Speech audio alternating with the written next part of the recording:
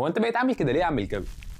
انا اتخنقت يا دكتور، الناس شغاله تاكل وتسكر لغايه ما خلاص انا شمعت وجبت اخري. يعني التليف اللي بيحصل لك ده يا كبد سابه ايه؟ هو انا بكلم نفسي في يا دكتور؟ ما قلت لك الناس مش هتقاني، شغاله تاكل وتسكر، وكمان الموضوع وصل لضرب الحاجات الحلوه وكل حاجه بتيجي فوق دماغي انا. انت بقيت طارق كده ليه يا عم؟ انت المفروض مصفة السموم بتاعت الجسم. ما انت لو بتشوف اللي انا بشوفه يا دكتور كان زمانك سكيت. طب لو العيان بقى فضل يقاوح معاك هيحصل له ايه؟ مش اكتر من القرف اللي هو فيه. المصفى اتسدت، ما عادتش بتصفي وبقت مليانه جروح وندبات، بقيت رجل الكهف، ولا اقول لك يا دكتور سميني عضو الكهف.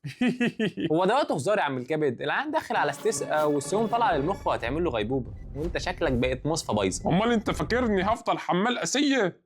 وعلى ايه؟ طب استهدى بالله، العيان كده هيموت، نعمل ايه عشان نلحقه؟ والله لو لحقتني في الاول فكل اللي هتعمله انك تعالج الفيروس وتخليه يخس شويه وتحرمه من الحاجات اللي بيشربها، خصوصا بقى الكحوليات. طب لو الحاله متاخره ومش في الاول هنعمل لك ايه؟ هنا هقول لك بقى مفيش حل غير زراعه كبد جديد، والا البقاء لله. اظن هنا الكلام واضح، الكبد هنا بيستحمل كتير قوي، بس لما يحب يزعلك هيزعلك. ابعت بقى الفيديو لصاحبك الاكيل او كيف وقول له يرحم الكبد بتاعه.